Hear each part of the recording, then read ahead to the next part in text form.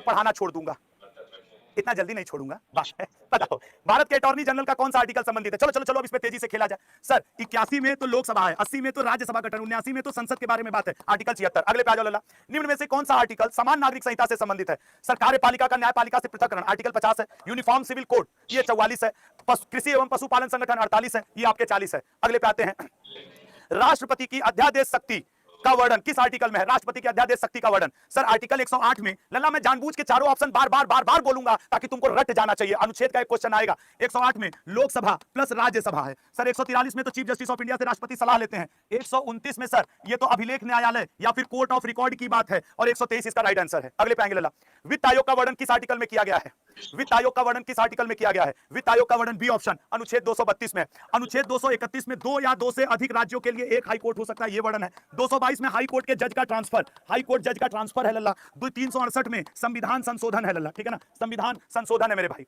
किस आर्टिकल की मदद से राष्ट्रपति को उच्चतम न्यायालय से परामर्श करने की शक्ति प्राप्त होती है?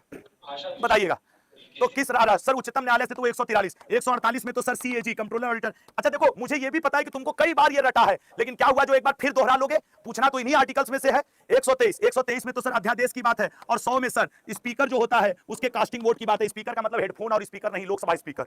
भारत के नियंत्रक एवं महालेखा परीक्षक का उल्लेख किस आर्टिकल में किया जाता है?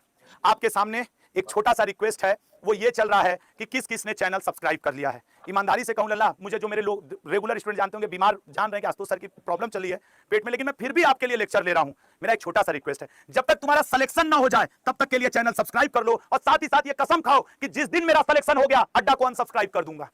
दोनों कसम खाओ कि आज तो सब्सक्राइब कर लूंगा आस्तोष सर, लेकिन लिख के दे रहा हूं कि जिस दिन सिलेक्शन होने के बाद मैं जरूर अड्डा को अनसब्सक्राइब करूंगा, अड्डा को थैंक यू बोल के। तो जितने लोग न किए हो ना, प्लीज और प्लीज चैनल सब्सक्राइब कर लो, वोटिंग चले उसमें भाग ले लो, ठीक है सर। इसका आंसर है सी। अगले पाएंगे प्रशासनिक। पिछली बार के एमटीएस के पेपर में, सीएचएसएल के पेपर में ये क्वेश्चन दोनों में आया था। मुझे उम्मीद है कि इस बार फिर ये सीजीएल में हो सकता है दोहरा दे, एमटीएस में दोहरा दे, जीडी में दोहरा दे। ये संविधान संशोधन है, ये वित्त आयोग है, ये आपके राज्यों में राष्ट्रपति शासन है। भारतीय संविधान का कौन सा अनुच्छेद अंतरराष्ट्रीय शांति और सुरक्षा को बढ़ावा देने से संबंधित है? इधर देखो आर्टिकल 51 कहता है कि अंतरराष्ट्रीय शांति और सुरक्षा को बढ़ावा दीजिए। हम लोग पान चाय की दुकान पे 2 मिनट ऐसे खड़ा होकर पाकिस्तान की ऐसी की तैसी, तुरंत पाकिस्तान को हम लोग ले बीतते हैं, जबकि संविधान कह रहा है कि भाई शांति को बढ़ावा दो। अब तुम लोग का है भाई, उत्तर प्रदेश के लोग खाली ना बॉर्डर पे जाके कान पे चिल्ला देंगे पाकिस्तान के, तो पाकिस्तान बहरा हो जाएगा।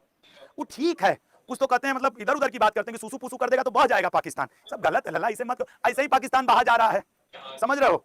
आज मैंने कहीं एक आर्टिकल देखा कि भारत की, अब ये जो पंजाब में बाढ़ आया हुआ इसकी वजह से हजारों भैंस गाय बॉर्डर, उनके लिए बॉर्डर क्या है, क्रॉस करके पाकिस्तान के साइड चली गई। तो पाकिस्तान के प्रधानमंत्री की तरफ से आया है कि भारत की हम एक एक भैंस को वापस करेंगे।